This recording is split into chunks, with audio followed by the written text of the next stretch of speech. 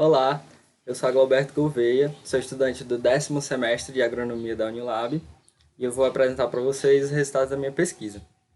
Ela tem como orientador o professor Lucas Nunes da Luz, que é discente do Instituto de Desenvolvimento Rural e trabalha nas áreas de melhoramento genético e de genética. O trabalho é intitulado como Avanço de Gerações em Populações Segregantes de Amendoim. Como introdução, a gente tem que o gênero Arax pertence à família Leguminosaceae, sendo ele originário na América do Sul, possui mais de 80 espécies descritas. Então aqui a gente tem um centro de origem bem vasto, com mais de 3 países englobados, e tem muitas espécies que estão dentro desse gênero, ou seja, a gente tem uma variabilidade genética muito grande. No Brasil, a produção encontra-se em torno de 360 mil toneladas, uma produção considerável, né? E a cultura justifica-se em virtude da ampla possibilidade de beneficiamento, gerando empregos e rentabilidade econômica tanto para pequenos produtores, como também para grandes agroindústrias multinacionais e nacionais. Aqui a gente tem uma qualidade que é a possibilidade de beneficiamento que é ampla, ou seja, a gente tem um mercado vasto para esse produto, que pode ser consumido in natura, feito pasta, extraído óleo e etc. E a gente tem também um alcance de diferentes nichos de produção, porque a gente tem desde o pequeno produtor como a grandes agroindústrias. O amendoim é amplamente cultivado nos trópicos, onde a seca é um dos fatores mais limitantes para a produção. Nessa faixa que está entre os trópicos, né, a gente tem chuvas distribuídas irregularmente. Por conta disso, a gente precisa ter vegetais que tenham um aporte fisiológico ou morfológico que supere essas dificuldades para que a gente tenha uma produção agradável. Assim, um fator que estimula o crescimento na região nordestina é a facilidade com que a cultura possui de ser cultivada em consórcio com outras culturas. Aqui a gente tem também uma qualidade, porque o pequeno produtor, principalmente aqui na região Nordeste, a gente dificilmente vê cultivo solteiro, a gente vê mais consórcio. E aí a facilidade com que essa planta tem de se adaptar a esse tipo de sistema é uma facilidade que a gente tem de incluir ele nos cultivos já existentes, né? Como metodologia, a gente tem que o plantio foi realizado na horta didática do Campus da Liberdade, foi feito em blocos ao acaso e em canteiros com as dimensões de 1 metro de largura por 12 de comprimento. O espaçamento adotado foi 60 centímetros entre linha e 65 entre plantas. A gente procurou o mínimo, na verdade o máximo adensamento para a cultura, para que a gente pudesse comportar o máximo de indivíduos dentro do nosso experimento. A irrigação foi feita por microaspersão e os tratos culturais foi segundo Santos e colaboradores. Aqui a gente tem uma foto para ilustrar de como foi feita, de como estava disposto, né, o experimento em campo.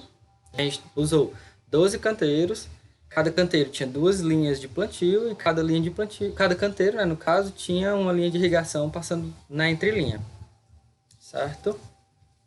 Aqui a gente tem mais à direita o experimento em campo ainda. Depois a gente tem a fase de colheita e etiquetagem já. E por último, a fase de triagem final, né? Que é a contagem e pesagem das vagens e das sementes. O método que a gente utiliza nesse programa é o método de Book. E para rodar os dados, a gente utiliza o aplicativo Genes. As características que a gente avaliou foi a altura, o número de vagens imaturas, o número de vagens maturas, o peso de 100 vagens e o peso de 100 sementes.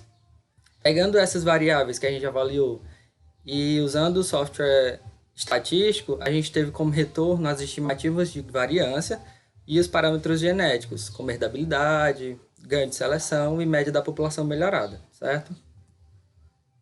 Para ilustrar também, a gente tem o esquema do método de Book, que é um método onde cada indivíduo agora, que foi selecionado para a próxima geração, vai representar um grupo de indivíduos, certo? A gente tentar, digamos, abrir a variabilidade. E aí a gente conduz o experimento ao longo das gerações e faz seleção entre elas, certo? Resultados de discussões. Aqui a gente tem a tabela com aqueles retornos que eu mostrei que eu comentei na metodologia, que a gente obteve de acordo com as variáveis que estão na primeira linha, que está de preto, né? O que é importante a gente notar aqui? Primeiro que a rentabilidade, ela é alta, ela é satisfatória, né? Porque ela está acima de 70%. Isso significa que para cada característica que existe atualmente em cada acesso, ela tem mais de 70% de possibilidade de ser herdada pelas próximas gerações, certo? E aqui, para todas as características, a gente teve uma herdabilidade alta. E a outra coisa que a gente pode observar também, que é uma coisa boa desse experimento, foi o ganho de seleção, que também, para a maioria das características que a gente avaliou, se encontra acima dos 70%. Mas a gente pode ver na tabela.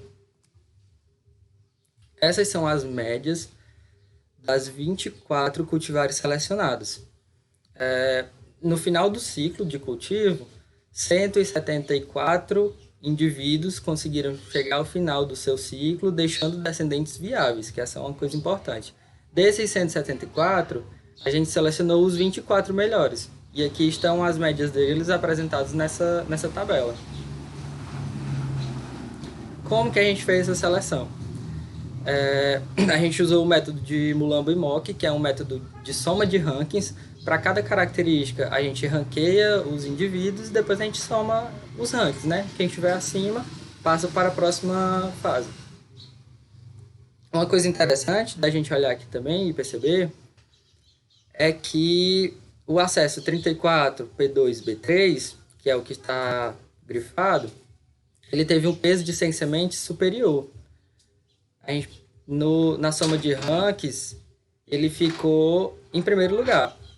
E aí, esse autor descreve no seu trabalho que, naturalmente, as plantas com tamanho de sementes maiores tendem a ter menores números de vagem e, consequentemente, menores números de semente. No entanto, nessa população, esse acesso que eu mencionei, ele teve grande destaque para a variável peso de sementes e, de acordo com o ranking, ficou sempre entre os 7º primeiros colocados, mesmo para as outras características.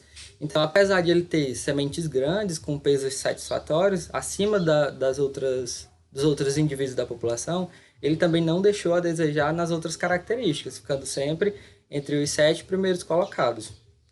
Isso, né, retorna para a gente que ele é um acesso muito promissor e que está acima da média do resto da população. E aí a gente torce para que ele esteja presente também nas próximas gerações, né?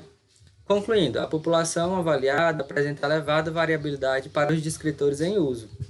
Logo, espera-se que no fim do ciclo aferir grandes ganhos genéticos que situem os indivíduos selecionados em patamares de produção superiores às cultivares comerciais que hoje existem no mercado. É possível a extração de mais de um cultivar comercial da população, pois como há diferentes acessos promissores, como a gente viu, essa possibilidade é totalmente viável. Essas foram as referências que embasaram o nosso estudo. Como agradecimento, eu gostaria de agradecer em primeiro momento a FUNCAP pelo suporte financeiro e pela possibilidade de realização da pesquisa, a Unilab pelo acolhimento e por todas as oportunidades oferecidas até então, ao grupo de pesquisa, né, que representa sempre um grande apoio, e ao meu orientador pela confiança em mim como tutorando, tá bom? Obrigado.